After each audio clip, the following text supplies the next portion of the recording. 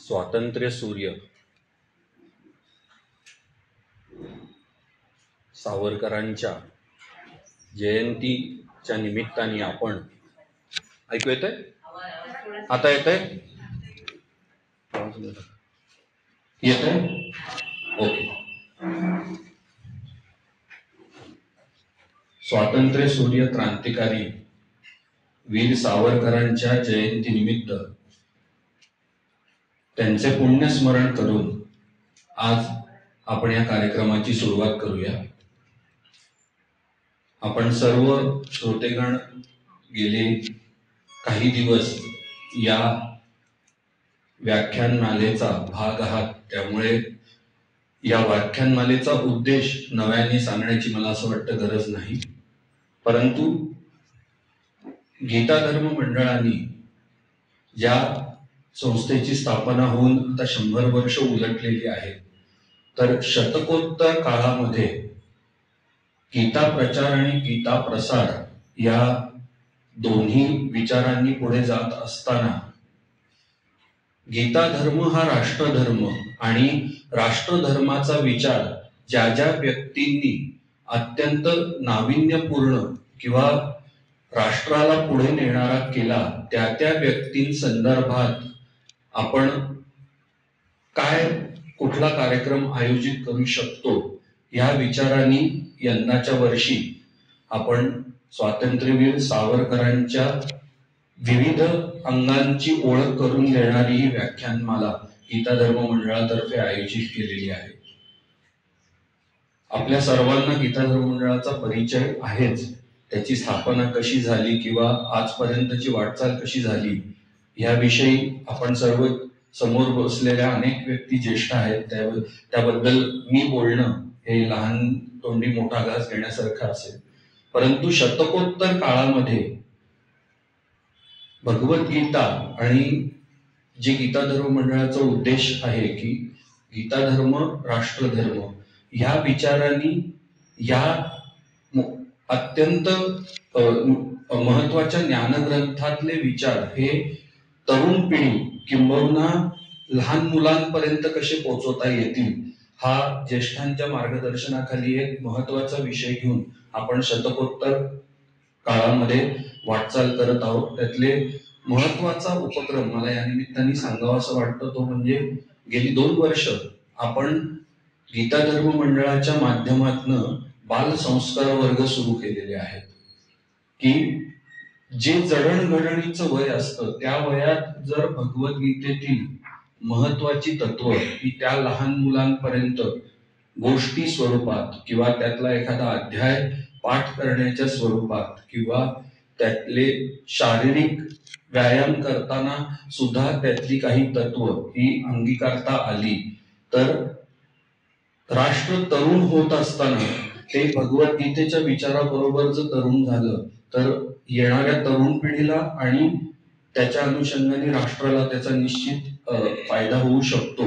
या विचाराने आपण हे बाल संस्कार वर्ग आपल्या मंडळाच्या प्रांगणात सुरू केलेलेच आहेत. परंतु आपण अनेक ज्येष्ठ व्यक्तींना आवाहन केलं होतं. त्या आव्हानाला भरभरून प्रतिसाद मिळून अनेक ज्येष्ठ व्यक्तींनी त्यांच्या सोसायटीजमध्ये कॉलनीमध्ये हे बाल संस्कार वर्ग सुरू केलेले आहेत. काही ठिकाणी करण्याचं नियोजन झालं आहे आणि त्यावेळी जर आपल्याला असा बाल संस्कार वर्ग सुरू करण्याचा अनुभव नसेल तर त्याची एक मार्गदर्शक पुस्तिका आपण गीता धर्म मंडळातर्फे तयार केलेली आहे.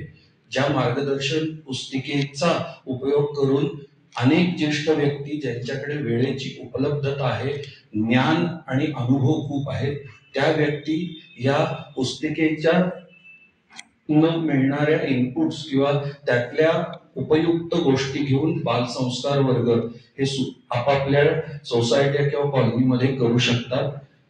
हा एक महत्वाचा उपक्रम या निमित्ताने तरुण पिढीचा एक गीता सेवक म्हणून मला आपल्या सगळ्यांसमोर सांगायचा होता.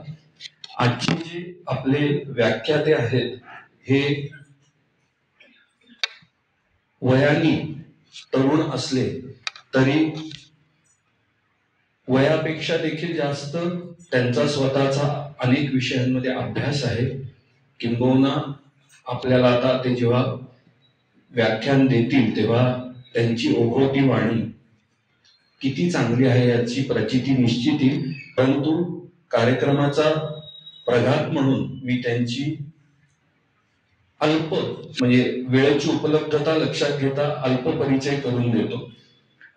आजचे आपले जे व्याख्याते आहेत त्यांचं नाव आहे प्राध्यापक डॉक्टर वेदांत उपेंद्र कुलकर्णी.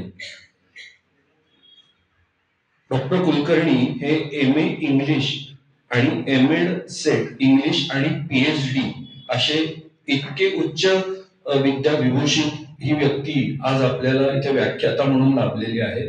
सध्या ते डेक्कन एज्युकेशन सोसायटीच्या भाषा विकास केंद्र फर्ग्युसन महाविद्यालय पुणे येथे फॅकल्टी कोऑर्डिनेटर म्हणून कार्यरत आहेत.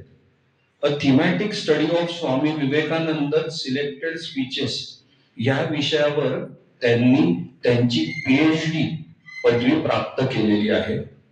गेली 11 वर्ष Garware college of commerce, Symbiosis, Fergusson महाविद्यालय या प्रतितय शिक्षण संस्थांमध्ये English language, English literature, communication skill, soft skill इत्यादी विषय शिकवण्याचा त्यांचा गाढा अनुभव आहे. अनेक राष्ट्रीय तसंच आंतरराष्ट्रीय परिषदांमध्ये रिसर्च पेपर्स त्यांनी सादर केलेले आहेत आणि त्याला अत्यंत उत्तम प्रतिसाद मिळालेला आहे. विविध रिसर्च जर्नल्स मध्ये देखील त्यांनी अनेक शोध निबंध त्यांचे प्रसिद्ध केलेले आहेत. नॅशनल बुक ट्रस्ट या भारत सरकारच्या संस्थेच्या वतीने 2 भाषांतरित पुस्तके त्यांची प्रकाशित झालेली आहेत आणि अजून 3 पुस्तकं ही प्रकाशनाच्या मार्गावर आहेत. Communication skill, soft skill, presentation skill, group discussion, debating skills इत्यादीसाठी ते अत्यंत महत्वाचे रिसोर्स पर्सन म्हणून देखील गेली अनेक वर्ष कार्यरत आहेत. त्यांची आकाशवाणीवर देखील अनेक या विषयांवर व्याख्यानं झालेली आहेत.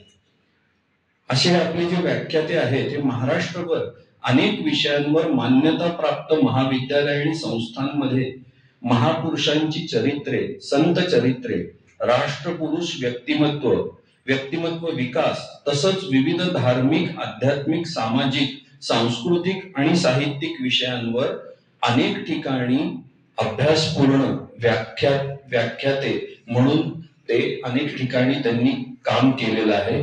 अशा बहुश्रुत आणि अत्यंत वयाच्या मनाने वयापेक्षाही खूप जास्त अभ्यासू व्यक्तिमत्व हे आपल्याला आज व्याख्यात म्हणून लाभलेले आहेत.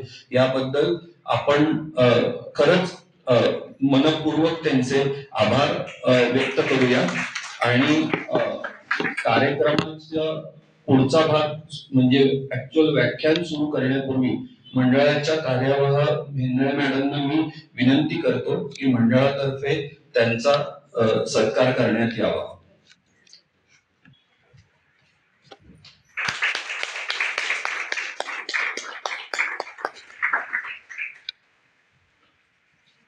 धन्यवाद. मी आता व्यासपीठावरील मान्यवरांना विनंती करतो की त्यांच्या परवानगीने आपण व्याख्यानाची सुरुवात करूया आणि आजचे व्याख्याते डॉक्टर कुलकर्णी यांना व्यासपीठ उपलब्ध करून देतो. धन्यवाद.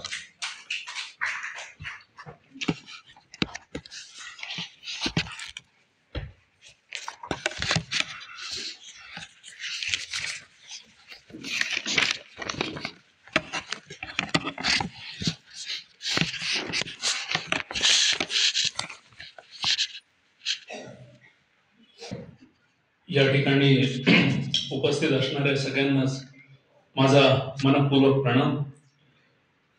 गीता धर्म मंडळ शतकोत्तरी कार्यक्रमामध्ये वेगवेगळे अनेक उपक्रम होत आहेत, होणार आहेत. त्याचाच एक भाग म्हणून क्रांती सूर्य, क्रांतिकारकांचे मेरुमणी असणारे तात्याराव वीर स्वातंत्र्यवीर सावरकर यांच्या विविध पैलूंवरती आधारित या व्याख्यानमालेच्या या 3ऱ्या पुष्पात विवेचन करत असताना, प्रतिपादन करत असताना माझं हृदय अवर्णनीय अशा आनंदानं भरून आलेलं आहे. माझ्याकडे बोलायला शब्द नाहीत. काय बोलू आणि काय नको अशी माझी आज अवस्था झालेली आहे. कारण 100 वर्ष पूर्ण झालेल्या ज्या संस्थेमध्ये मी गेली 8-9 वर्षे व्याख्यान देण्याचा प्रपंच करतोय, मला अनेक वेळा या ठिकाणी माझी योग्यता पाहून त्या ठिकाणी संधी देण्यात आली आणि त्याला न्याय देण्याचा काहीसा प्रयत्न मी माझ्या परीने केला. परंतु स्वतःच्याच एखाद्या ओळखीच्या अशा ठिकाणी स्वतःच्याच घरामध्ये एका नवीन रूपामध्ये प्रगट होत असताना आज थोडा एक प्रकारचा भार सुद्धा माझ्या मनावर आहे, संभार सुद्धा माझ्या मनावर आहे. कारण पहिल्या प्रथमच आज आदरणीय डॉक्टर दातार सर, आदरणीय मेहेंदळे मॅडम आणि बरेच लोक आहेत, त्यांच्या समोर मी या ठिकाणी क्रांतीसूर्य तात्याराव स्वातंत्र्यवीर सावरकर यांच्यावर बोलण्याचा या ठिकाणी प्रयत्न करतोय.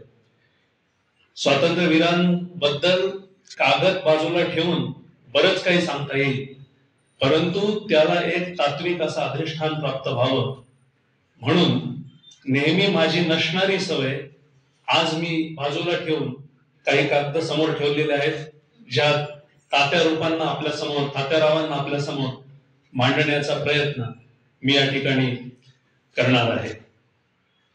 तात्याराव सावरकर माझ्या दृष्टीने एक महावृक्ष आहे आणि या महावृक्षाला जशा अनेक पारंब्या असतात, अनेक फांद्या असतात आणि त्या त्यांच्या रूपाने प्रगटत असतात, त्या पद्धतीनं तात्यारावांचं व्यक्तिमत्व आहे असं मी नेहमी मानतो. त्यातली एक पारंबी आपण जर विचार केला तर ती विज्ञानवादाची आहे, दुसरी पारंबी बुद्धिवादाची आहे, तिसरी क्रांतिकार्याची आहे, चौथी त्यांच्या साहित्याची आहे, पाचवी त्यांनी केलेली भाषा शुद्धीची जी चळवळ आहे त्याची आहे, सहावी त्यांच्या राष्ट्रवादाची आहे. अशा शेकडो पारंब्या त्यांच्या आहेत. परंतु आज ज्याच्यावर आपल्याला प्रकाश टाकायचा आहे ते स्वातंत्र्यवीर सावरकर यांचं जे नाटकांच्या संदर्भातलं काम आहे, नाट्यलेखन आहे आणि त्यातला जो सामाजिक संदेश आहे, जो राष्ट्रीय संदेश आहे, तो देण्यासाठी मी तुमच्या समोर या व्यासपीठावरती उद्युक्त झालेलो आहे.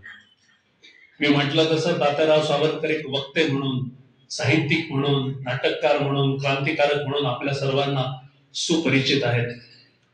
तात्याराव म्हणजे कोण यांचं वर्णन करताना अटल बिहारी वाजपेयी त्यांच्या एका पुण्याच्याच व्याख्यानामध्ये फार प्रगल्भ पद्धतीने म्हणाले, तात्याराव म्हणजे तेज, तात्याराव म्हणजे तप, तात्याराव म्हणजे तर्क, तात्याराव म्हणजे तीर्थ, तात्याराव म्हणजे तीर, तात्याराव म्हणजे एक मोठं असं तप, तात्याराव म्हणजे एक फार मोठा अशी तलवार, तात्याराव म्हणजे एक खूप मोठी तळमळ.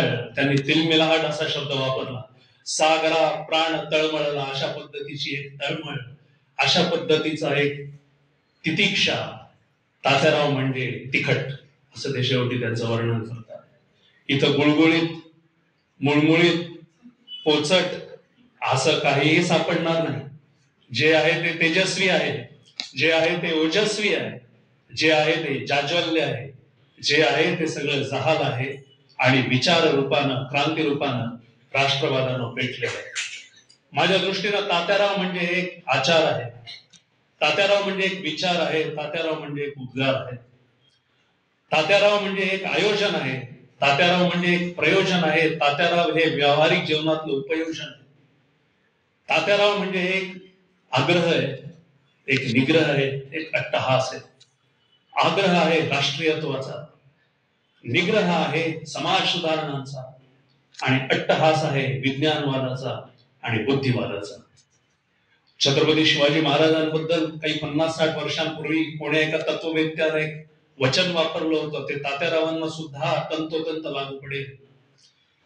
तात्यारावांनी नेमकं काय केलं तर तात्यारावांनी जे झोपले होते त्यांना जागं केलं, जे जागे होते त्यांना उभं केलं, जे उभे होते त्यांना चालतं केलं, जे चालत होते त्यांना धावतं केलं आणि या धावणाऱ्यांच्या खांद्यावर स्वातंत्र्याचं आणि स्वराज्याचं निशाण दिलं. या आद्य क्रांतिकारकानं पारतंत्र्याच्या घनतिमिरामध्ये स्वातंत्र्य आणि स्वराज्य या कल्पनांचे दीप उजळले. तात्यारावांनी जे केलं ते स्वतःसाठी नाही, स्वार्थासाठी नाही, पैशांसाठी नाही, प्रसिद्धीसाठी तर नाहीच नाही. तात्यारावांनी जे केलं ते धर्मासाठी, राष्ट्रासाठी, समाजासाठी आणि संस्कृतीसाठी. धर्म हा विचार आपल्या समोर आल्यानंतर अनेक त्याचे पैलू आपल्या समोर येतात. परंतु धारण करतो तो धर्म, आणि त्या दृष्टीनंच पुढे तात्यारावांनी हिंदुत्वाचा आणि राष्ट्रीयत्वाचाही विचार मांडला. हे सगळं आपल्याला या सगळ्या गोष्टींवर आज चिंतन करण्याची आवश्यकता आहे असं मला वाटतं. मला देण्यात आलेला विषय तात्याराव सावरकरांनी जी नाटकं लिहिली त्या नाटकांमधला साधारण संदेश आणि त्याची आजच्या काळातली जी उपयुक्तता आहे असा विषय आहे. त्यावर मी बोलण्यासाठी उद्युक्त आहे. 1924 पासून 1937 पर्यंत म्हणजे साधारण 13 वर्ष तात्याराव सावरकर जेव्हा रत्नागिरीमध्ये ब्रिटिशांच्या नजरकैदेमध्ये स्थानबद्ध झालेले होते, अंदमानवरनं सुटून आलेले होते, परंतु रत्नागिरीच्या बाहेर जायचं नाही, फार कुठल्या राष्ट्रीय कार्याचा सहभाग स्वतः त्यात नोंदवायचा नाही, आणि आमच्या या एकूणच ज्या राज्य व्यवस्थेला सुरुंग लावेल अशा पद्धतीची कुठलीही गोष्ट करायची नाही, अशा काही जाचक अटींसहित आणि बंधनासहित तात्याराव हे स्थानबद्ध आणि नजरकैदेमध्ये होते. परंतु तात्यारावांना काहीही काम नव्हतं, तात्यारावांचा वेळ जात नव्हता. तात्याराव निश्चिंत मनाने बसलेले होते आणि उभं आयुष्य आपल्याला आता कशा पद्धतीने कंठायचं आणि मग एखादं घर बांधून श्रमसाफल्य वगैरे त्याला नाव द्यायचं अशा विचारात तात्यारावांना कधीही त्यांच्या आयुष्यात शिवला नव्हता. मी जिथे असेल तिथे माझ्या राष्ट्रासाठी, समाज सुधारणांसाठी, विज्ञानवादासाठी, बुद्धिवादासाठी आणि एकूणच क्रांती कार्यासाठी काम करेल. जोपर्यंत जीवात जीव आहे तोपर्यंत काम करेल या प्रेरणेनं तात्याराव साहित्य असेल, तात्याराव भाषण असेल, लेखन असेल, क्रांतिकार्य असेल, हे सगळं करत असत. तात्यारावांची 3ही नाटकं जर आपण पाहिली, उशाप हे पहिलं नाटक, संन्यस्त खड्ग हे दुसरं नाटक आणि उत्तर क्रिया हे तिसरं नाटक, या 3ही नाटकांमधून काहीतरी संदेश देण्याचा तात्यारावांचा प्रयत्न आहे. मी स्वतः इंग्रजी साहित्याचा विद्यार्थी आहे आणि इंग्रजी साहित्यामध्ये ग्रीक साहित्याचा पण अंतर्भाव पूर्वीच्या काळात होत होता, आजही होतो. तर त्यामध्ये जे साधारण क्रिटिसिझम मध्ये सांगितलं जातं, त्याच्यामध्ये असं सांगितलं जातं, होरॅस नावाचा एक विचारवंत होता, तो असं म्हणाला की ब्लिसफुल इन्स्ट्रक्शन, डिलाइटफुल इन्स्ट्रक्शन हे खूप महत्वाचं आहे. तुम्हाला आनंद मिळाला पाहिजे, तुमचं मनोरंजन झालंच पाहिजे, परंतु ते होत असताना त्यातनं एक सामाजिक प्रबोधक असा संदेश सुद्धा बाहेर आला पाहिजे, तो निपजला पाहिजे, तो उमगला पाहिजे आणि तो आपल्या कृतीमध्ये आला पाहिजे. तात्यारावांच्या 3ही नाटकांचा जर आपण अभ्यास केला तर या 3ही नाटकांमध्ये कुठे राष्ट्रीयत्व असेल, कुठे क्रांतिकार्य असेल, कुठे समाज सुधारणा असेल, या सर्वांवर तात्यारावांनी प्रकाश टाकलेला आहे. म्हणून मनोरंजन फक्त न करता स्वतः काहीतरी समाज सुधारणा होईल अशा पद्धतीचं काम तात्यारावांनी नाटकांच्या द्वारे केलेलं आहे. त्यामध्ये क्रांतिकार्याचा विचार असेल, राष्ट्राचं पुनरुत्थान वगैरे वगैरे. प्रबोधनासाठीच, जागृतीसाठीच तात्यारावांचं सगळं लेखन आहे. म्हणून तुम्ही 3ही नाटकं वाचाल, त्यामधले जी काही अभ्यास कराल, तुम्हाला हे लक्षात येईल की प्रत्येक नाटकाच्या पात्रामधनं काही ना काही एक संदेश आपल्याला त्या ठिकाणी मिळतो.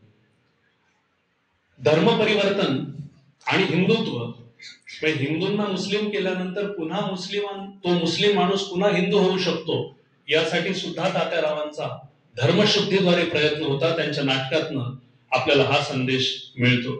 आणि एवढंच त्यांनी केलं नाही की तू आता हिंदू हो असं म्हणून ते थांबले नाही, त्यांना त्यांनी जानवी सुद्धा घातली आणि त्यामध्ये ब्राह्मण हा विचार नव्हता, तर ब्राह्मण्य हा जाती पलीकडचा एक उदात्ताचा तात्यारावांचा विचार होता. साधारण 1920च्या आसपास मानापमान, कीचकवध अशा पद्धतीची काही सामाजिक आणि राष्ट्रीय विचार देणारी नाटकं जरी आली असतील तरी 1920ला जेव्हा लोकमान्य टिळक हे सगळ्या क्रांतिकारकांचे एक प्रकारचे मेरुमणी ज्यांना आपण म्हणतो असे लोकमान्य टिळक निवर्तले, हे आपल्यातनं निघून गेले आणि त्यानंतर जी एक मोठी पोकळी निर्माण झाली, त्यानंतर मवाळवाद फोफावला. गांधीजींच्या नेतृत्वाखाली गांधी असतील, पट्टाभाई सीतारामय्या, साने गुरुजी वगैरे वगैरे बरेच लोक होते, त्यांच्या नेतृत्वाखाली मवाळवाद तसा फोफावला, परंतु जहालवाद बाजूला पडला. आणि आपण जर साधारण तात्यारावांचा तो विचार केला तर 1924 साली तात्याराव नाटकाचा विचार करण्याची सुरुवात करतायत, 1937 पर्यंत लिहित आहेत. म्हणजे यामध्ये टिळकांच्या मृत्यूच्या नंतर साधारण तात्यारावांनी नाटक लिहिण्याचं काम हाती घेतले, कारण आपल्याला जहाल मतवादाचा विचार घरोघरी जर पोचवायचा असेल तर तो फक्त भाषणं करून, व्याख्यानं करून, लेख लिहून, कविता लिहून पोचणार नाही. आता साधं उदाहरण घ्या, आपण काश्मीर फाईल्स नावाचा एक चित्रपट 2-3 वर्षांपूर्वी आला, द केरळा स्टोरी नावाचा एक चित्रपट आता 1-2 वर्षांपूर्वी आला. केसरी नावाचा एक चित्रपट आला, केसरी चॅप्टर 2 आला, तात्यारावांवरचा चित्रपट आला. हे चित्रपट गेल्या 10 वर्षांच्या काळामध्ये साधारण विचार परिवर्तन आणि वेगळं युग सुरू झाल्यानंतर हा विचार वेगळ्या प्रमाणात फोफावतोय आणि तो आता घराघरामध्ये पोहोचण्याचा प्रयत्न करतोय. आणि फक्त भाषणांच्या द्वारे हे होत नाहीये, तर चित्रपट नाटक याच्याद्वारे सुद्धा होत आहे. आणि म्हणून या विचारांची एक फळी ही साधारण बॉलिवूड असेल किंवा नाट्य क्षेत्र असेल, जी साधारण डाव्या विचारसरणीने व्यापून गेली होती, तिथे पण तुम्हाला घुसायला लागेल. फक्त बुद्धिवादी भाषण लेख लिहून होणार नाही, तर तुम्हाला चित्रपट नाटक याद्वारे समाज परिवर्तन प्रबोधन करायला लागेल. हा विचार तेव्हा आज आहे, तो विचार 100-125 वर्षांपूर्वी साधारण तात्यारावांच्या मनामध्ये शिवला होता. आणि म्हणून तात्यारावांच्या नाटकांचा विचार केला तर कलात्मकता कदाचित देवल असतील, खाडीलकर असतील, गडकरी असतील यांच्या दृष्टीने तात्यारावांनीच हे मान्य केले की कलात्मकता कदाचित माझ्या नाटकांमध्ये कमी असेल, तांत्रिक दृष्ट्या माझी नाटक कदाचित थोडीशी वेगळ्या दर्जाचे असतील, परंतु एखादा प्रबोधक असा संदेश देण्याचं जिथे काम असेल, एखादा राष्ट्रीय विचार देण्याचा जिथे विचार असेल, तिथे माझं नाटक कधीही कमी पडणार नाही, ते नेहमीच अग्रक्रमाने पुढे जाईल. हे स्वतः तात्यारावांनी, म्हणून तात्याराव सावरकरांनी त्या साहित्य संमेलनाच्या, मला वाटतं सांगलीच्या साहित्य संमेलनाच्या अध्यक्षपदावरनं आता तुम्ही लेखण्या मोडायलाच हव्यात आणि हातात बंदुका घ्यायला हव्या ते सांगितलं. म्हणजे तात्यारावांना लेखण्या बाजूला ठेव्या आणि मग बंदुका घ्या असं म्हणायचं नाही, त्या लेखण्यांचीच आता तुम्ही बंदुका बनवण्याची गरज आहे आणि त्या दृष्टीनं तुम्हाला काम करण्याची गरज आहे. हा तात्यारावांचा विचार होता. तात्यारावांच्या नाटकांमधले जे संदेश होते ना, ते थेट होते, इथं भिडणारे होते आणि इथे भिडणारे. वाया गुळगुळीतपणे बोथटपणे काहीतरी सांगितलं हे त्यांच्या नाटकात कधीही नव्हतं. जे काही होतं ते प्रखर होतं, जे काही होतं ते थेट होतं, जे काही होतं ते जहाल होतं आणि जे काही होतं ते जाज्वल्य होतं. मला राधाकृष्णन यांची काही भाषणं, विवेकानंदांची भाषणं आठवतात, वाचल्याचं स्मरतं. त्यामध्ये त्यांचा आविर्भाव असा होता की मला जे सांगायचं आहे ते मी सांगणार आहे आणि तेच मी मागच्या 30 मिनिटांमध्ये सांगितलं आहे, या व्यतिरिक्त मला काहीही सांगायचं नाही. तात्यारावांच्या नाटकांमधनं जे आपल्याला दिसतं ते साधारण असंच दिसतं की मला जो विचार द्यायचा आहे तो मी थेटपणे दिलेला आहे, कुठेही आडून किंवा भाया वगैरे अशा पद्धतीने दिलेला नाही. म्हणून unity of time, unity of place, unity of action, म्हणजे वेळ काळ वगैरे याचा जे काही भान आहे ते तात्यारावांनी त्या बाबतीत कमी बाळगले. कारण संन्यस्त खड्ग या नाटकाचा जर तुम्ही अभ्यास केला तर त्यामध्ये पहिला जो अंक आहे तो आणि दुसरा अंक जो आहे, गौतम बुद्धांचं जीवनही त्यात दाखवलंय, साधारण 40 वर्षाचा अंतर आहे. आणि मग नंतर वसंत देसाई वगैरे या लोकांनी आजच्या काळामध्ये त्यामध्ये बदल आणि तांत्रिक शुद्धता आणली, परंतु त्यातला जो संदेश होता तो तात्यारावांचा संदेश हा अत्यंत महत्वाचा असा संदेश होता. 1857चं स्वातंत्र्य समरे तात्यारावांचं पुस्तक आलं आणि त्यानंतर साहित्याची एकूण रचना बदलली. प्रचंड त्यामध्ये स्वातंत्र्याचा, स्वराज्याचा, क्रांतिकार्याचा पुरस्कार करण्यात आला. आणि मग असं होतं ना की अनेक वेळा एखादी गोष्ट बाजूला ठेवली जाते, परंतु उसळी मारून शेवटी ती गोष्ट वर येते. माझ्या दृष्टीने धबधबा असेल, महापुरुष असेल आणि एखादं साहित्याची कलाकृती असेल, तुम्ही जितकी दडपून ठेवण्याचा प्रयत्न केला तितकी तीव्र वेगाने ती बाहेर आल्याशिवाय राहत नाही. तात्याराव सावरकरांच्या 1857चं स्वातंत्र्य समरचं तसंच झालं. आणि तिथून पुढे कादंबऱ्याच केवळ आपल्याला लिहून जमणार नाही, तर आपल्याला नाटकं देखील लिहायला लागतील, हा विचार तात्यारावांच्या मनामध्ये होता. म्हणून तुम्ही जर बघितलं असेल तर रत्नागिरीमध्ये तात्यारावांनी जे साधारण समाज सुधारणेचं काम केलं, पतित पावन मंदिराची स्थापना केली किंवा अनेक त्यांनी आंतरजातीय असे विवाह लावले, त्यानंतर सर्व जातीय भोजनावळी त्यांनी उठवल्या, सामाजिक सुधारणा केल्या, हे सगळं तात्यारावांच्या मनामध्ये कुठेतरी चालू होतं. आणि आता याला व्याख्यानाऐवजी, लेखांच्या ऐवजी आपल्याला नाटकाच्या स्वरूपातूनच याला एक प्रकारचा यावर प्रकाश टाकायला लागेल, हे तात्यारावांना मान्य होतं. माझ्या दृष्टीनं तात्याराव सावरकर आणि विवेकानंद, तात्याराव सावरकर आणि आंबेडकर, तात्याराव सावरकर आणि आगरकर यांच्यामध्ये बरेचसे भेद जरी असतील विचार प्रवाहामध्ये, तरी अनेक साम्य आहेत. या सर्वांनी, विशेषतः विवेकानंदांनी आणि सावरकरांनी धर्माचा, राष्ट्राचा, क्रांतिकार्याचा पुरस्कार करत असताना समाजाच्या उणीवांवर देखील योग्य पद्धतीनं बोट ठेवण्याचा प्रयत्न केला. म्हणून आपल्याला सांगतो, कदाचित जड अंतःकरणाने आपल्याला ऐकायला लागेल, विवेकानंद एकदा म्हटल्याचं मला स्मरत आहे, अमेरिकेमध्ये ते म्हणाले होते की माझ्या धर्मा इतका उदार धर्म या देशामध्ये नाही, परंतु माझ्या धर्माच्या लोकांइतके अनुदार लोक सुद्धा या देशामध्ये नाहीत. आणि सध्याचा हिंदू धर्म दुर्दैवाने सांगावंसं वाटतं हा सैतानांचा बाजार झालेला आहे. कारण कुणालाही काहीही देणं घेणं राहिले नाही असं ते तेव्हा म्हणाले. तात्यारावांचे जर विचार आपण ग्रहण करण्याचा प्रयत्न केला तर तात्यारावांनी देखील आपल्या धर्माच्या अनेक रूढींवर आणि परंपरांवर एक प्रकारचा हल्ला चढवलेला आहे. साधं एक उदाहरण द्यायचं तर गाय हा उपयुक्त पशु आहे. तिच्या जे खालचे आहेत म्हणजे गाढव वगैरे त्यांनी जर गायीला मानलं तर चालेल, परंतु तुम्ही माणसाला बाजूला ठेवून गायीला जर मानत असाल तर ते आपल्याकडनं मोठं पाप झाल्याशिवाय राहणार नाही. हे तात्याराव सावरकरांचा हा विचार आहे. आणि आगरकरांनी या पद्धतीने विज्ञानवाद आणि बुद्धिवाद मानला तो सुद्धा तात्यारावांनी मांडला. गांधींची आणि तात्यारावांची जेव्हा रत्नागिरीमध्ये स्थानबद्धतेत असताना भेट झाली तेव्हा जाती व्यवस्था, अस्पृश्यता, सवर्ण आणि अस्पृश्यातला भेद, त्यानंतर अहिंसा, त्यानंतर धार्मिक परिवर्तन वगैरे या विषयांवर त्यांचं चिंतन झालं. परंतु दोघंही ज्याला आपण टँजंट म्हणतो मॅथमॅटिक्स मध्ये, एक जण इकडे आणि दुसरं जण टोकावर, अशा दोन्ही टोकांवर दोघ जण उभे होते. आणि साधारण गांधीजींचा विचार हा रूढीवादी परंपरावादी असा विचार होता.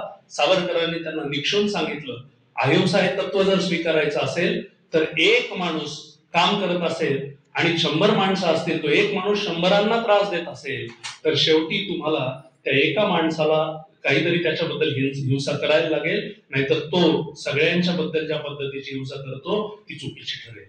गांधींना पुढे ते हेही म्हणतात की धर्म परिवर्तन महत्वाचं आहे. तुम्ही हिंदूंना मुस्लिम झाल्यानंतर परत हिंदू होऊ देण्यास विरोध करता, मात्र हे तुमचं चूक आहे त्यांनी सांगितलं. त्यानंतर जातीची उतरंड ही तशीच राहावी, अस्पृश्यता हे समाजाचं एक अंग आहे वगैरे वगैरे गांधींचे विचार होते. परंतु सावरकरांनी त्यांना निक्षून विरोध केला. मी ही पार्श्वभूमी सगळी याच्यासाठी सांगतोय की हा सगळा विचार त्यांच्या पुढच्या नाटकांमध्ये आल्याशिवाय राहत नाही.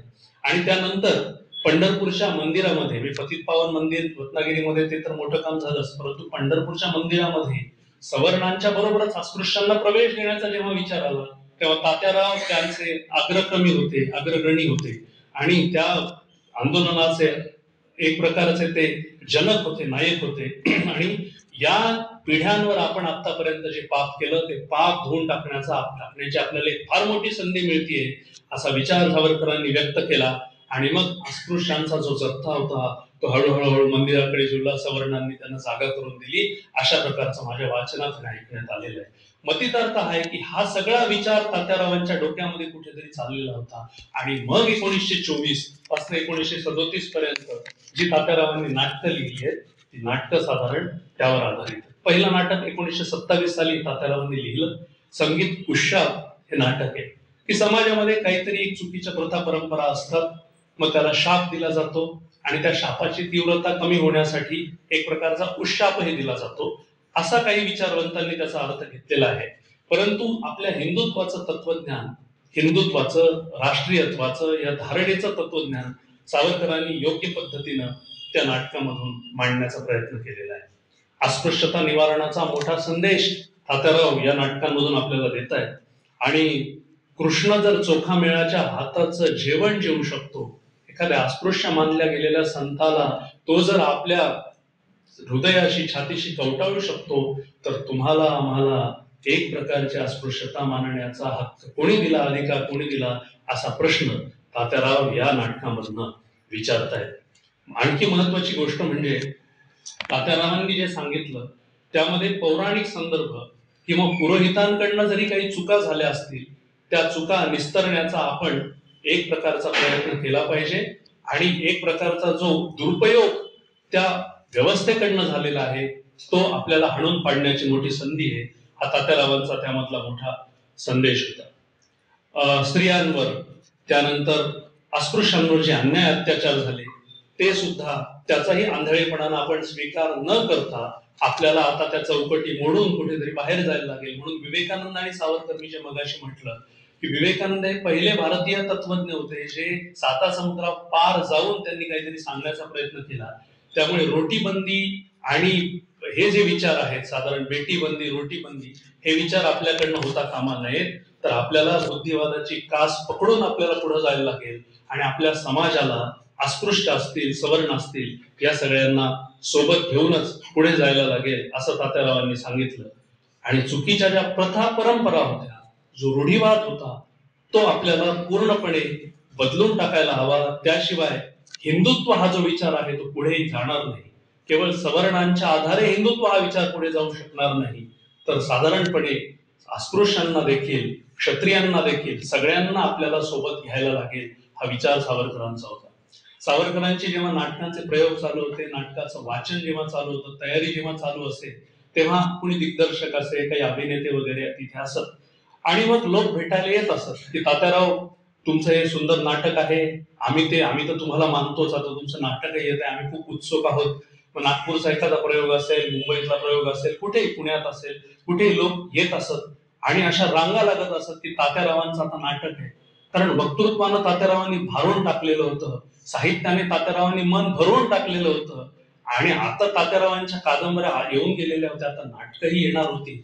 त्यामुळे लोक खूप उत्सुक असायचे आणि अशाच भावावेगात एका प्रकारच्या भावनेच्या अवस्थेमध्ये असताना कोणीतरी तात्यारावांना तुम्ही आमच्या गावी या आणि तिथे विनंती केली की नाटकाचा प्रयोग चालू आहे आणि थोडासा वेळ आहे, तात्यारावांना विनंती केली आहे की तुम्ही आमच्या गावी याल का. तेव्हा तात्यारावांनी सांगितलं की मी तुमच्या गावी नक्की येईल, परंतु जेव्हा तुमच्या गावामध्ये सवर्ण आणि अस्पृश्य सोबत जेवण करतील, एवढंच नव्हे तर ते सोबत शिक्षण घेतील, सहभोजन आणि सहशिक्षण होईल, तेव्हाच मी तुमच्या गावामध्ये प्रवेश करेन.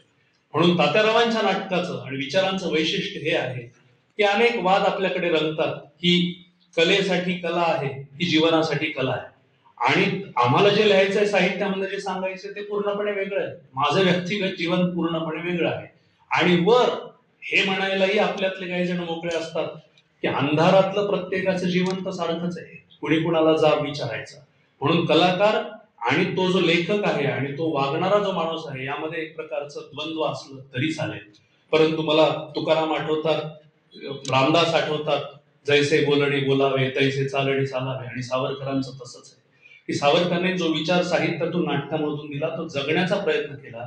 आणि म्हणून खाडेलकरांनी, देवलांनी, गडकरींनी त्यांचं वेळोवेळी कौतुक आणि साधारण एक प्रसंगाची अशी नोंद करण्यात आलेली, मला वाटतं संन्यस्त खड्ग नाटक होतं, चालू होतं, त्यावेळेस ती नोंद करण्यात आली आहे की तात्याराव सावरकर ते एके ठिकाणी त्यांचं काम करत बसले होते आणि कोणीतरी आले आणि त्यांना म्हणाले की आपण आता स्नेहभोजन केलं पाहिजे, कारण नाटक आपलं यशस्वी होत आहे. तेव्हा सावरकर म्हणाले की स्नेहभोजन, माझा काही विरोध नाही स्नेहभोजनाला, माझ्या दृष्टीनं स्नेहभोजन एवढं सहभोजन सुद्धा महत्वाचं आहे.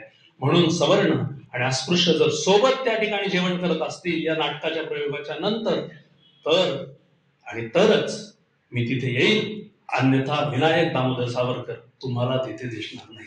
आणि म्हणून नाटकांमधलं लेखक असण्याचं जीवन हे चालू असतानाच क्रांतिकार्य, समाज सुधारणा, त्यानंतर राष्ट्रीयत्वाचा विचार, या सगळ्या गोष्टी तात्यारावांच्या मुळामध्ये चालूच होत्या आणि तात्यारावांनी या गोष्टींना कधीही तिलांजली देण्याचा यत्किंचितही प्रयत्न केला नाही. तात्यारावांचं दुसरं नाटक 1931 मध्ये आलं, संन्यस्त खड्ग हे नाटक. संन्यस्त खड्ग हे नाटक त्याग, कर्तव्य, समर्पण आणि राष्ट्रवाद या विचारांवर आधारित. म्हणजे साधारण गौतम बुद्धांचा तो काळ आहे आणि गौतम बुद्ध हे स्वतः अहिंसा, सत्य आणि त्यांची जी पंचशील तत्व आहेत, ती तत्व मानून त्या पद्धतीनं जीवन जगतायत. आणि त्या ठिकाणी एक व्यक्ती जो साधारण या तत्वांचा विचार करतोय, गौतम बुद्धांच्या तत्वज्ञानावरती त्याची निष्ठा आहे, परंतु विक्रमसिंह, परंतु आता आपल्याला लढण्याची वेळ आलेली आहे आणि परकीयांचं, लेंछांचं काही प्रमाणात आपल्यावर आक्रमण होत आहे. हे आक्रमण होत असताना आपल्याला ते परतवून लावायचं असेल तर आता व्यक्तिगत स्वार्थाची आणि व्यक्तिगत मुक्तीची विवंचना वाहणं आपल्याला सोडून द्यायला लागेल.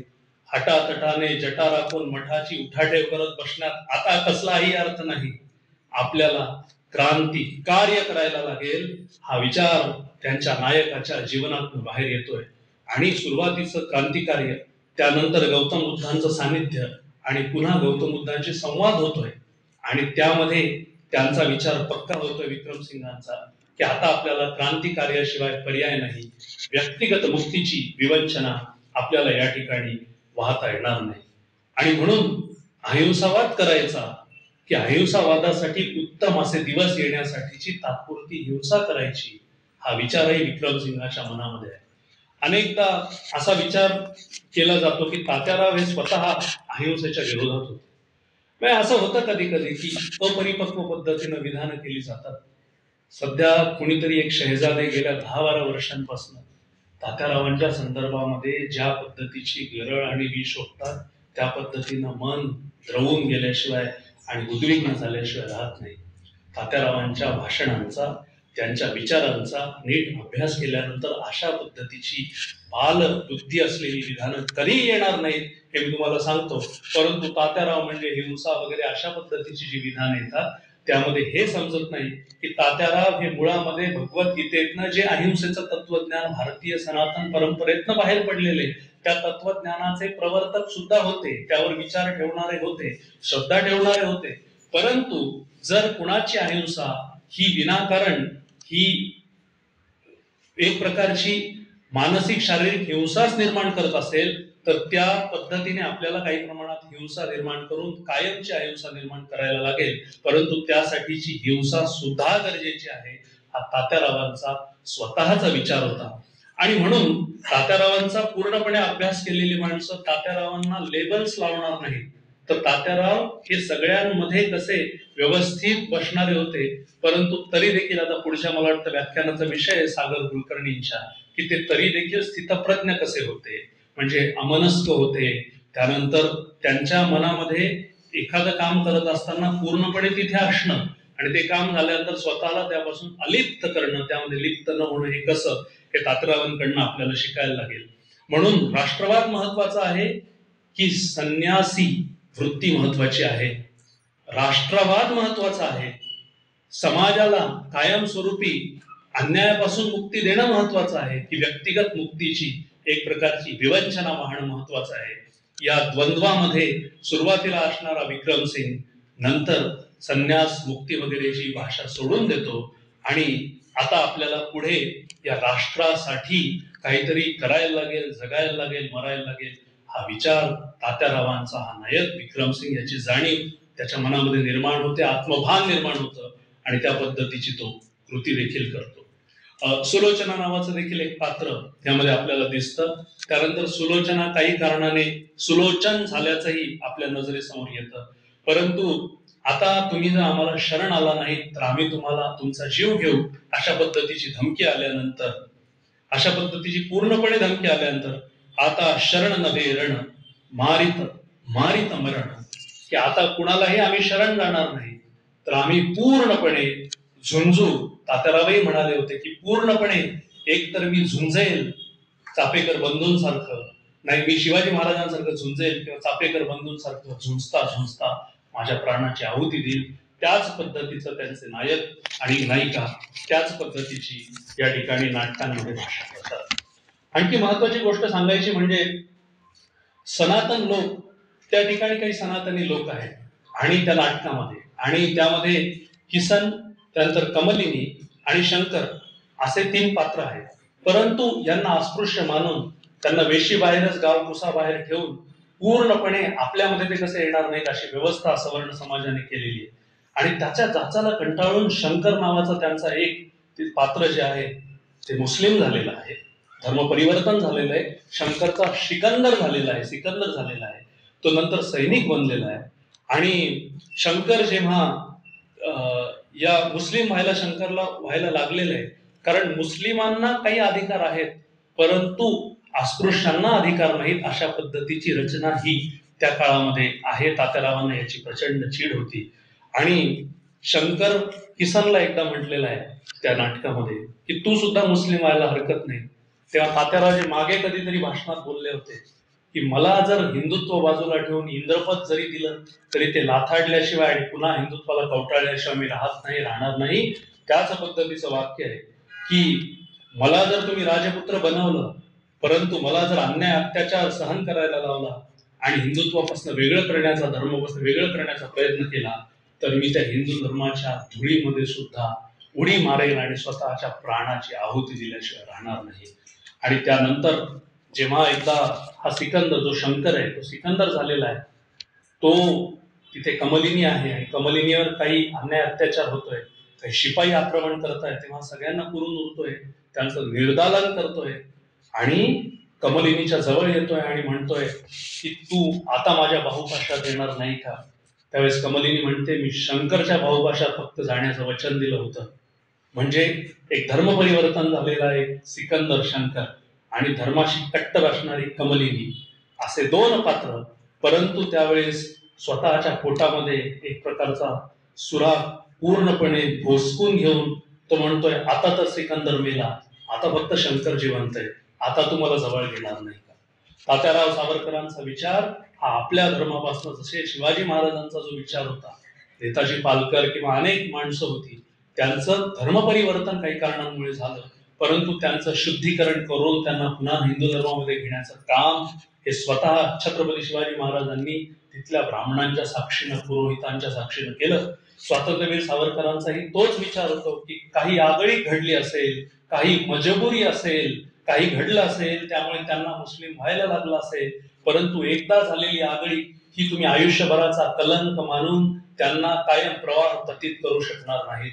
त्यांना तुम्हाला धर्मात घ्यायला लागेल आणि हा धर्माचा विचार भाषणांद्वारे, धर्म परिवर्तनाचा विचार लेखांद्वारे फक्त न मांडता, तात्याराव सावरकरांनी मी मगाशी म्हटलं तसं स्वतः तात्याराव सावरकर तो विचार जगले आणि त्यांनी तो विचार आपल्या आचरणामध्ये आणला. स्वातंत्र्यवीर सावरकरांचं आणखी एक महत्वाचं नाटक उशापर मी बोललो, त्यानंतर संन्यस्त खडगावर देखील मी बोललो.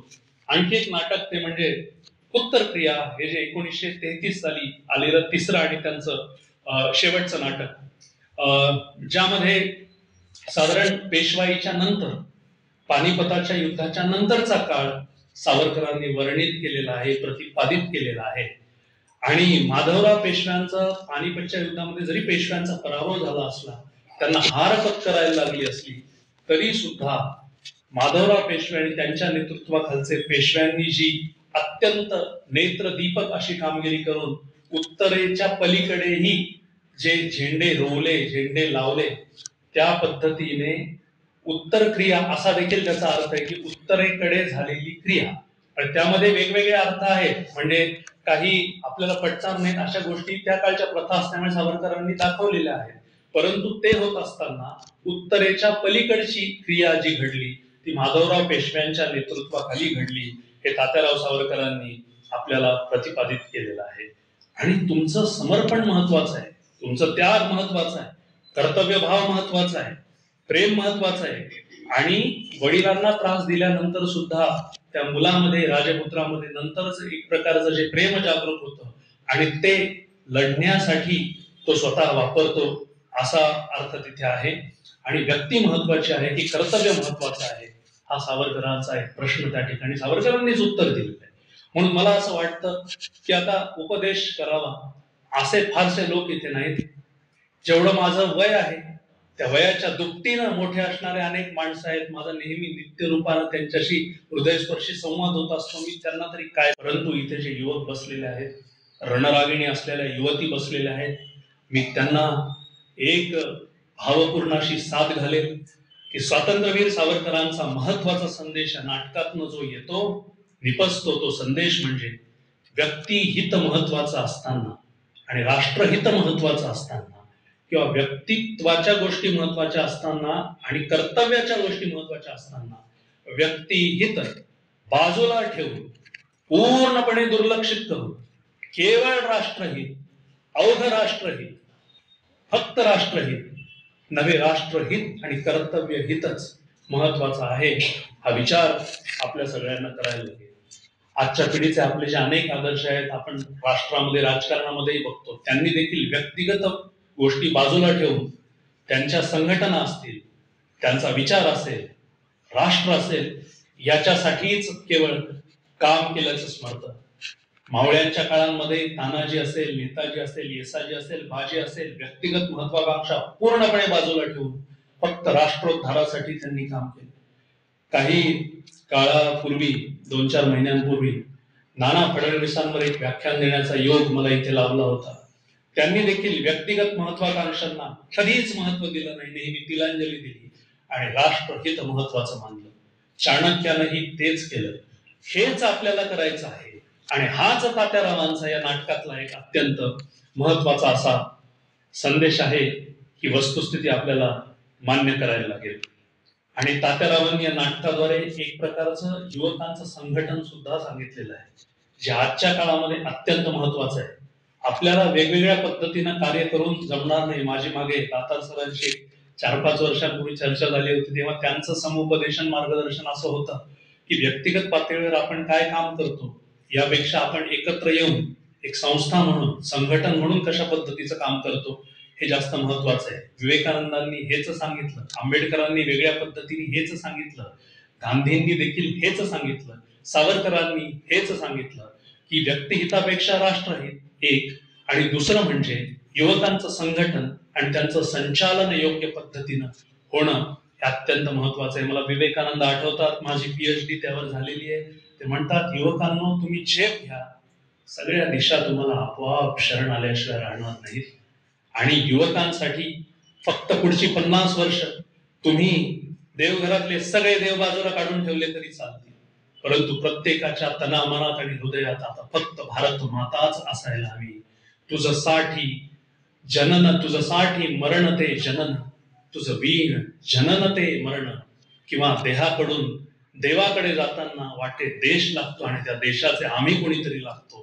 या भावनेनं सावरकरांनी आयुष्यभर काम केलं आणि आपल्या सगळ्यांना देखील तोच संदेश दिला. नेत्याची पण काही व्यवच्छेदक लक्षणं या नाटकाद्वारे सावरकरांनी मांडलेली आहेत. पेशवाईमध्ये नेतृत्वाचा काही प्रमाणात घोळ झाला, परंतु काही लोकांनी उत्तम असं नेतृत्व केलं, ते आपल्याला शिकण्यासारखं आहे.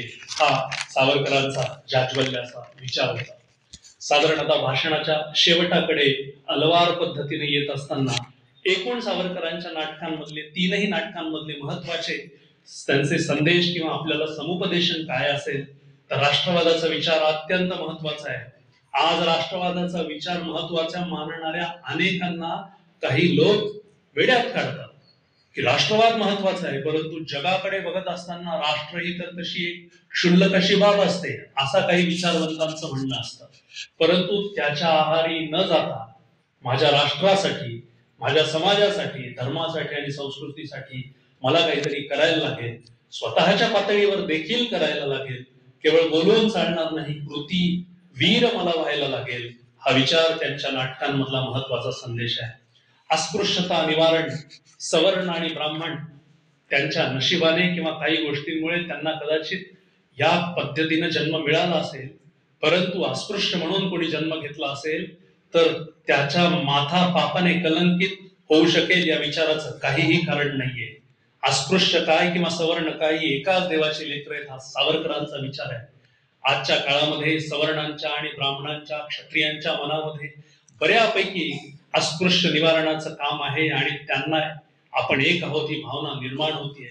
परंतु अजूनही काही रूढी परंपरा आणि एकूणच धर्माचं, जातीचं नाव घेऊन चुकीच्या प्रथा परंपरा होत असतील तर त्याचा निकरानं विरोध करण्याची हीच वेळ आहे असं मला वाटतं.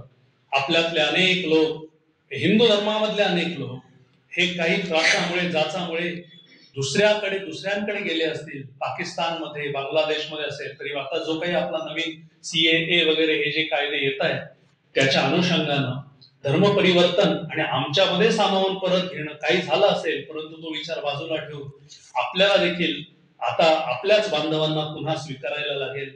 हे करत असताना त्या अक्षता कशा व्हायच्या, कुंकू आधी व्हायचं की हळद आधी व्हायची, पान कुठल्या दिशेला हवं, सुपारीचं टोक कुठल्या दिशेला हवं, पूर्व काय पश्चिम काय याचा विचार करायला हरकत नाही.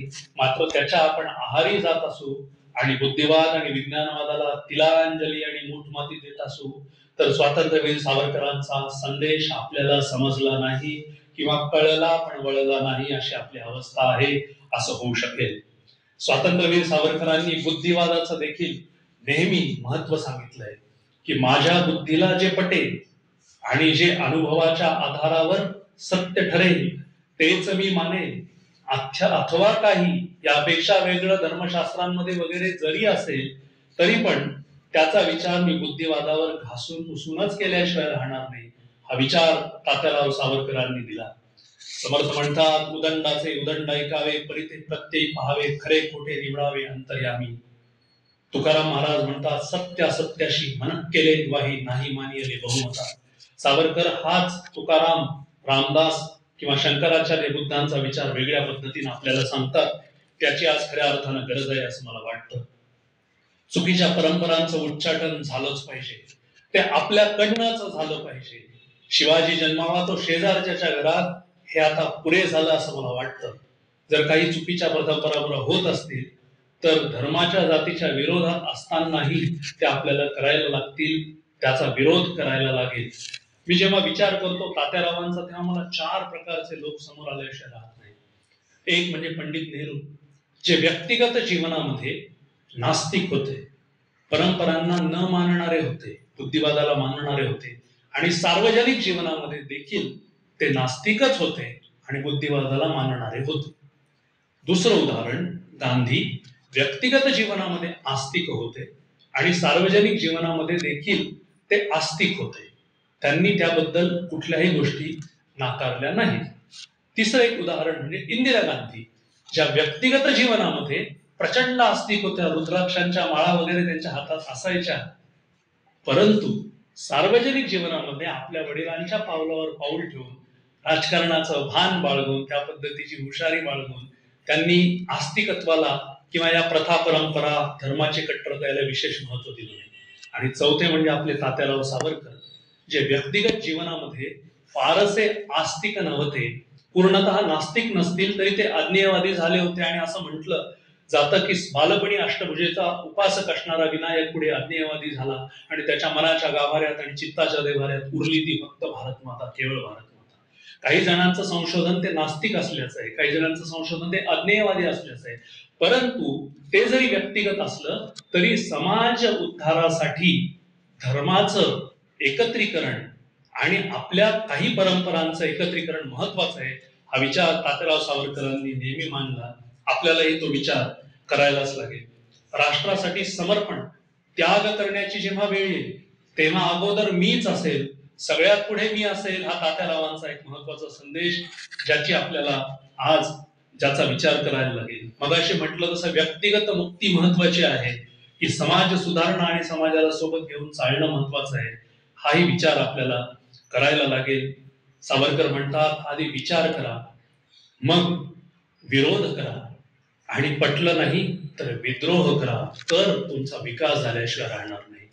स्वातंत्र्यवीर सावरकरांनी जी होळी या ठिकाणी पुण्याच्या जवळच डेक्कनच्या जवळ केली, जिथे तात्यारावांचा पुतळा दिमाखात उभा आहे, विदेशी कपड्यांची होळी, किंवा टिळक किंवा परांजपे वगैरे वगैरे यांच्या नेतृत्वाखाली त्यांनी जे काम केलं, तर ते साधारण आजच्या आत्मनिर्भर भारत याला जोडणारं, स्वदेशी या गोष्टीला जोडणारच ते पण काम, आणि आजही सरकारच्या नेतृत्वात जे काम होत आहे तो संदेश योग्य पद्धतीने स्वीकारलाय. आपल्यालाही त्याची स्वीकारणा करण्याची गरज आहे.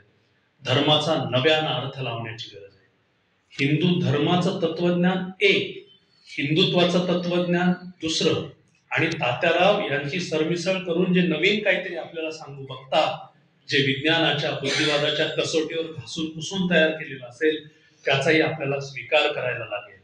सावरकर आपल्याला सोयीपुरते स्वीकारता येणार नाही, सोयीपुरतं त्यांना स्वीकारायचं आणि नंतर जाणीवपूर्वक विचारपूर्वक विस्मृतीच्या समुद्रामध्ये ढकलून द्यायचं, असं जमणार नाही. कट्टर विचार देणारे, जहाल विचार देणारे, राष्ट्रवाद क्रांतिकार्य सांगणारे सावरकर मला जवळचे वाटतात, परंतु धर्म सुधारणा आणि समाज सुधारणा सांगणारे सावरकर मी अलगद बाजूला ठेवतो. हे विवेकानंदांच्या बद्दल जसं होतं तसं सावरकरांच्या बद्दल अनेक वेळा झाल्याचं पाहण्यात येतं. परंतु सावरकरांचे भक्त म्हणून, त्यांचे अनुयायी म्हणून, त्यांच्या विचार प्रवर्तन करणारे आपण, त्यांचे कार्यकर्ते म्हणून, स्वयंसेवक म्हणून आपल्याला सावरकरांना सोयीपुरतं स्वीकारून विचार विस्मृतीच्या समुद्रामध्ये ढकलून देता येणार नाही. सावरकरांनी स्वधर्म स्वराष्ट्र याबद्दल नेहमी अभिमान व्यक्त केला, पण आपल्या चुकांवर उणीवांवर देखील वेळोवेळी बोट ठेवण्याचा देखील सावरकरांनी नेहमी प्रपंच केला. आणि राष्ट्राचं पुनरुत्थान, राष्ट्राचं उत्थान, पुनरुत्थान, पुनर्वैभव प्राप्त करायचं असेल तर आपल्याला आपापल्या पद्धतीनं कार्यरत राहायला लागेल, हा देखील सावरकरांचा साधारण संदेश. आणि अगदी शेवटच्या 5 मिनिटांमध्ये आज तात्याराव सावरकर जर असते तर काय झालं असतं, याचा एक रोमहर्षक विचार करण्याची आज गरज निर्माण झाली आहे.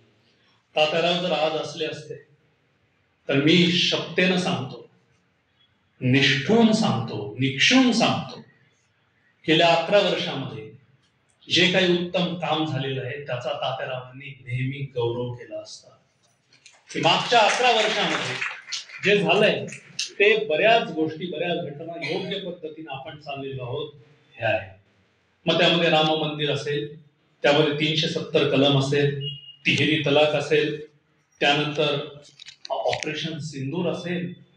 सावरकरांच्या एका नाटकामध्ये साधारण असा प्रसंग की अर्थ त्याचा असा आहे की माझं कुंकू वाचवण्याचा प्रयत्न तिकडे जाऊन तू करू नकोस, तिकडे जाऊन माझं कुंकू पुसलं गेलं आणि तुला मरण आलं, धारातीर्थी पडला, पतित झालास, मरण आलं तरी चालेल, त्याने माझं कुंकू पुसलं जाणार नाही, तर माझं कुंकू अधिक बलशाली होण्यास मदत होईल, ते अजून मजबूत झाल्याशिवाय राहणार नाही. असा संदेश सावरकरांच्या नाटकातलीच एक नायिका तिच्या पतीला देते. तर तो जो विचार आहे ऑपरेशन सिंदूरचा, की आमच्याकडे 4, 5, 10 बहिणींचा जर सिंदूर तुम्ही हरवून घेण्याचा प्रयत्न केला असेल तर तुम्हाला जन्माची अद्दल घडेल अशी शिक्षा मिळेल, आणि ज्याची तुम्ही मजाक उडवला, ज्याची तुम्ही थट्टा केली, तेच नाव देऊन त्याच निकरानं, त्याच ईर्षेनं आम्ही लढू, आणि तुमचे जे काही एक प्रकारचे भयकंपित करणारे इरादे आहेत ते समूळ आम्ही नष्ट करू. याची व्यवस्थित सुरुवात आणि मध्य झालेलं आहे. कदाचित तिकडनं जर काही झालं, पुन्हा आपल्याला उत्तर द्यायला लागलं, तर मग शेवट झाल्याशिवाय राहणार नाही. तात्याराव असते तर त्यांना हे पाहून आनंद झाला असता. आत्मनिर्भर भारत, हळूहळू स्वदेशीचा विचार, राष्ट्रीयत्वाचा विचार वाढतोय, भारत आत्मनिर्भर होतोय. मेक इन इंडिया आपल्याकडे जोरदार पद्धतीनं चाललेलं आहे. मध्यंतरी 1-2 वेळा आपल्याला एअर स्ट्राईक, सर्जिकल स्ट्राईक करायला लागलं, ते पण आपण कुणाची चिंता न बाळगता केली. आणि हे होत असताना विदेशी काही शक्तींनी आपल्यावर दबाव टाकण्याचा प्रयत्न केला. आपल्या जे सर्वेसर्वा आहेत, मोदीजी आहेत, त्यांनी तो कधीही जुमानला नाही. आता ही युद्ध थांबवण्याचा एक प्रकारचा जो प्रयत्न आम्ही केला, आणि त्यामुळे आम्ही शांततेचे पुरस्कर्ते असं कोणीतरी अमेरिकेतनं जेव्हा पाठवणी केली तेव्हा निकरानं आम्हीच विरोध केला आणि ते युद्ध आम्हीच थांबवलं. परंतु ते स्थगित झालेलं आहे. पुन्हा जर काही आगळीक झाली तर इकडनं उत्तर दिल्याशिवाय आम्ही राहणार नाही, अशा पद्धतीचा थेट संदेश एका लोहपुरुषानं या जगाला दिलेला आहे. आणि म्हणून कुठल्याही राष्ट्राच्या केवळ दर्पोक्त्यांना न घाबरता आम्ही आता स्वयंभू आहोत, आत्मनिर्भर आहोत, आणि आमच्या राष्ट्राचं हित करण्याचा अधिकार आम्हाला आहे, आणि ती कृती आम्ही केल्याशिवाय राहणार नाही. हा विचार आज कृतीमध्ये येताना पाहताना स्वातंत्र्यवीरांचे डोळे आनंदाश्रूंनी नक्कीच डबडबले असते. आपल्याकडे स्वातंत्र्यवीर सावरकरांनी नेहमी सैनिक सिद्धता, सैनिक बल, शस्त्र दल, संरक्षण सिद्धता यावर खूप काही सांगितलेलं आहे. आज आपण बघतो आपल्याला इकडनं तिकडनं सैनिक येण्याची किंवा कुमक मागवण्याची आपल्याला गरज पडत नाही. आपण हे संरक्षणाच्या बाबतीतही सिद्ध झालेलो आहोत. हे आपल्या देशाचं वैशिष्ट्य पाहून आणि आपलं सशस्त्र सैन्य दल पाहून सावरकरांचा ऊर अभिमानानं भरून गेला असता. आणि त्यांनी त्यांच्या नाटकांद्वारे, साहित्याद्वारे जो संदेश दिला होता की आपल्याला साहित्य एवढंच, सैन्य दलाचंही महत्व आपल्या देशात आहे, आणि तिथेही आपल्याला घराघरातनं लोक गेल्याशिवाय आपलं सैन्य दल मजबूत होणार नाही, हा जो सावरकरांचा विचार होता तो आता बऱ्यापैकी आपल्या सैन्य दलामध्ये मोठ्या प्रमाणात दिसतोय. आणि हे पाहून स्वातंत्र्यवीरांचे डोळे आनंदाश्रूंनी डबडबले असते आणि ऊर अभिमानानं भरून गेला असता की माझ्या आयुष्यामध्ये जी सारी स्वप्न मी बघितली ती स्वप्न हळूहळू का होईना एक दिलानं हळूहळू पूर्ण होत आहेत, हे पाहून तात्यारावांना आनंद झाला असता. आणि तात्याराव पुढचे 1500-2000 वर्ष पूर्ण पुरेल एवढं काम तात्यारावांनी करून ठेवलंय. परंतु एक तात्यारावाने काय केलं हे समजून घेण्यासाठी दुसरा एखादा तात्याराव जन्मायलाच लागेल. आणि जर तो घरात जन्मत असेल तर तू बाजूला हो, तुला काय करायचंय, तुला काय पडलं, बघतील ना मोदीजी, हा विचार आपल्याला करून जमणार नाही. आणि म्हणून मला असं वाटतं की कुठल्या तरी तात्यारावाची वाट बघत तात्याराव बसले असतील, तात्यारावाची वाट बघत तात्याराव बसले असतील. तात्याराव जेव्हा गेले तेव्हा स्वर्ग वगैरे ते मानत होते नाही, हा विचार बाजूला ठेवू, परंतु तिथे वाट बघत असणाऱ्या शिवछत्रपतींना स्वतःच्या कार्याचा अहवाल तात्यारावांनी केव्हाच सादर केलेला आहे. तात्यारावांना देखील आपल्या कार्याचा अहवाल सादर करण्यासाठी एखादा तात्याराव हवा आहे, असे अनेक तात्याराव हवे आहेत. हा विचार मी या ठिकाणी व्यक्त करतो. आणि जे काही या भाषणामधलं तुम्हाला चांगलं उत्तम उदात्त वाटलं असेल ते सगळं तात्यारावांचं आहे. तात्यारावांच्या लेखणीचं वैशिष्ट्य, कार्याचं वैशिष्ट्य आहे. आणि ज्या काही चुका असतील त्या चुका आणि उणीवा या माझ्या आहेत हे मी या ठिकाणी मान्य करतो. आपण मोठ्या मनानं माझी योग्यता थोडीफार आहे हे ओळखून या ठिकाणी भाषण करण्याची मला संधी दिली. सावरकरांबद्दल बोलण्याची मला संधी निर्माण करून दिली, त्याबद्दल मी संस्थेचे मनापासून आभार मानतो. आपणही एक मुखानं एक दिलानं हे सगळं ऐकून घेतलं, मौनाचं पांघरून धारण करून श्रवण सुखाची दिवाळी साजरी केली, त्याबद्दल आपलं देखील मी मनापासून आभार मानतो, कृतज्ञता व्यक्त करतो. आणि आपल्यामध्ये आपल्या हृदयामध्ये विराजमान असणाऱ्या परमेश्वराला मनपूर्वक प्रणाम करतो आणि आपल्या सगळ्यांची रजा घेतो. जय हिंद, जय महाराष्ट्र, भारत माता की जय.